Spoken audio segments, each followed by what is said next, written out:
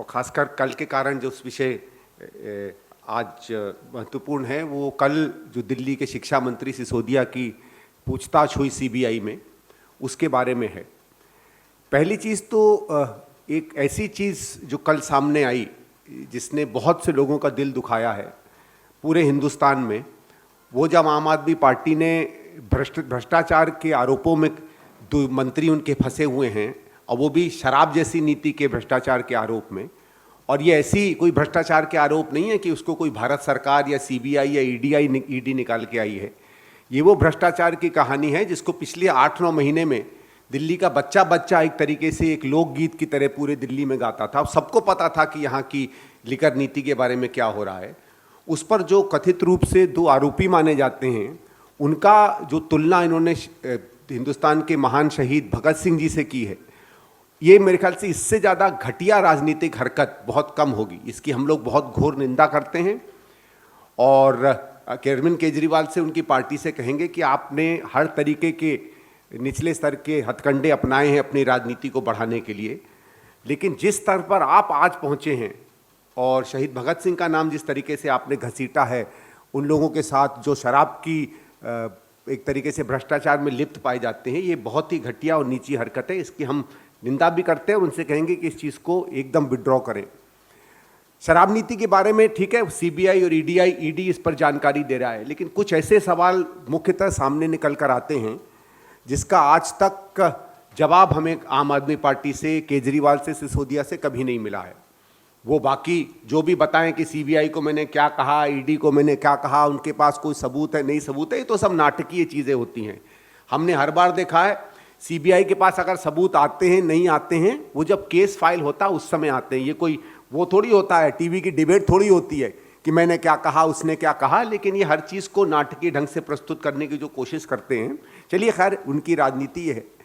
लेकिन एक बात आज तक नहीं समझ में आई कि जो शराब नीति भली भांति दिल्ली में चल रही थी, और दिल्ली में ये शराब नीति की कुछ दुकानें सरकार चलाएगी और कुछ सीमित तरीके से उनको हम प्राइवेट को देंगे, ये एक सोची समझी रणनीति के तहत तमाम सरकारों ने दिल्ली में किया है। हर राज्य के लोगों का अपना एक कैरेक्टर होता है, उस हिसाब से हर राज्य जो है अपने तरीके से शराब की नीति बनाता है।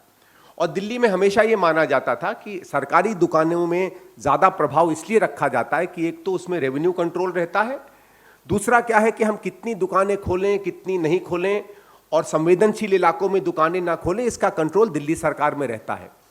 दूसरा, आपने ये भी देखा होगा कि बार बार दिल्ली सरकार की नीति भी रही, कांग्रेस के समय भी, उसके पहले बीजेपी के समय में भी, कि पढ़ाई लिखाई के संस्थानों के आसपास, मंदिरों, गुरुद्वारों, मस्जिदों के आसपास, गिरजाघरों के आसपास इस तरीके की दुकानें नहीं खुलें, और ज़्यादातर ऐसी जगह खुलें जहां सार्वजनिक रूप में लोग कम इकट्ठा होते हों, रहने के इलाके अलग हो, रिहायशी इलाके अलग हों।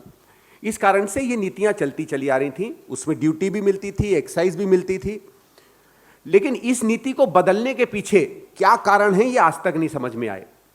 और जब कारण नहीं समझ में आता है तो उसकी टाइमिंग सिर्फ समझ में आई। पंजाब और उत्तराखंड के चुनाव होने थे, गोवा के चुनाव होने थे, 6-8-9 महीने पहले दिल्ली में आम चर्चा आ गई थी कि शराब की नीति में ये लोग बदलाव कर रहे हैं। और ये बात सबको पता है, हमारे पत्रकार मित्रों को भी पता है कि बार बार शराब के ठेकेदार, प्राइवेट ठेकेदारों से बातचीत होने लगी। और जो मुख्यमंत्री बार बार कहता है कि किसी चीज़ का निजीकरण अपने में ही भ्रष्टाचार का प्रतीक है। आपको याद होगा कि जब दिल्ली में बिजली का निजीकरण हुआ था तो इस आदमी ने उस निजीकरण को केवल ये कह के कि निजीकरण ही अपने आप में भ्रष्टाचार का प्रतीक है, उसने वो इंडस्ट्री जो एक तरीके से किसी न किसी तरह, हर तरीके से हम लोग जिसको एथिकल या मॉरल चीज़ों पर जिसको सवाल खड़े करते हैं, वो पूरा का पूरा सेक्टर उन्होंने सरकार से हटाकर निजी क्षेत्र में दे दिया। तो निजीकरण को जो भ्रष्ट मानता था, अब आप समझ लीजिए उसने अगर निजीकरण शराब की ठेकेदारी का किया है तो उसके पीछे क्या मंशा होगी। कम से कम परोपकार की और टैक्स की मंशा तो दिखती नहीं है। इस बात को मैं सीधे सीधे रेखांकित करना चाहता हूं। दूसरा, क्या इस नीति के बाद टैक्स बढ़ा? जो अभी हाल फिलहाल पिछले कुछ दिनों से आंकड़े निकल कर आए हैं, उसमें यह बात दिखती है कि जहां दिल्ली सरकार को जिस तरीके का टैक्स जिस रेट पर मिलना चाहिए था उसमें कमी आई, सरकारी कंपनियां जो उसको चलाती थी उनके मुनाफे में कमी आई, और करीबन केवल पिछले 6-8 महीने में जिन प्राइवेट सेक्टर के लोगों को इस तरीके का पैसा मिला है, उन लोगों को ही अगर आप माने तो 1900 करोड़ के करीब फायदा केवल पिछले 5-6 महीने हुआ जब तक ये नीति चल रही थी। और आखिरी सवाल जो इनसे पूछा जाता है कि अगर आपकी नीति इतनी परोपकारी थी, इतनी जनहित में थी, तो आपने इसको वापस क्यों लिया?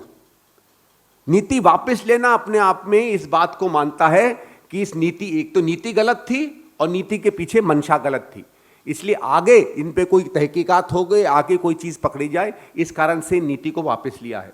बाकी हम इंतजार करेंगे, हम इतना ही उम्मीद करेंगे कि सीबीआई और ईडी निष्ठा से और ईमानदारी से इस पर अपनी तहकीकात करे। कई बार हमने देखा है कि इस तरीके की तहकीकात में भी हम लोगों को शक होता है कि भारतीय जनता पार्टी और आम आदमी की पार्टी के बीच में कुछ संबंध रहते हैं। वो संबंधों के बेसिस पर ये इंक्वायरी होगी या सही में सच और न्याय को देखने के लिए ये इंक्वायरी होगी, इसकी हम आशा करते हैं। ਬਾਬਾ ਯਾਮੀਨ ਬੰਗਾਲੀ 골ਡ ਮੈਡਲਿਸਟ ਤੁਹਾਡੇ ਸ਼ਹਿਰ 'ਚ ਪਹਿਲੀ ਵਾਰ ਅਦਭੁਤ ਸ਼ਕਤੀ ਚਮਤਕਾਰ ਵੇਖੋ। ਦੇਸ਼ ਵਿਦੇਸ਼ 'ਚ ਬੈਠੇ ਸਾਨੂੰ WhatsApp ਤੇ ਵੀ ਕਾਲ ਕਰ ਸਕਦੇ ਨੇ। ਘਰ ਬੈਠੇ 11 ਮਿੰਟਾਂ 'ਚ 101% ਦੀ ਗਾਰੰਟੀ ਨਾਲ ਸਮਾਧਾਨ। ਵਸ਼ੀਕਰਨ ਅਤੇ ਮੁਠਕਰਨੀ ਦੇ ਮਾਹਿਰ ਸਭ ਤੋਂ ਪਹਿਲਾਂ ਕੰਮ ਕਰਨ ਦਾ ਵਾਅਦਾ। ਨੌਕਰੀ, ਪ੍ਰਮੋਸ਼ਨ, ਕਾਰੋਬਾਰ 'ਚ ਪਰੇਸ਼ਾਨੀ, ਘਰ 'ਚ ਝਗੜਾ, ਬਰਕਤ, ਔਲਾਦ ਕਹਿਣੇ ਤੋਂ ਬਾਹਰ ਹੋਣਾ, ਕੋਰਟ ਕੇਸ, ਤਲਾਕ, ਪ੍ਰਾਪਰਟੀ ਡਿਸਪਿਊਟ, ਗੁਪਤ ਰੋਗ, ਪੁਰਾਣਾ ਦਰਦ, ਪਤੀ ਪਤਨੀ ਚੰਦਬਨ, ਜਾਦੂ ਟੋਣਾ, ਮਨਮੋੜੀ ਵਸ਼ੀਕਰਨ करवाना ਜਾਂ ਤੁੜਵਾਉਣਾ, ਸੌਤਨ ਦੁਸ਼ਮਣ ਤੋਂ ਛੁਟਕਾਰਾ, ਸਦਾ ਲਈ ਰੁੱਸੇ ਨੂੰ ਮਨਾਉਣਾ, ਪਿਆਰ ਮੁਹੱਬਤ। ਬਾਬਾ ਯਾਮੀਨ ਬੰਗਾਲੀ 96 435 032 21।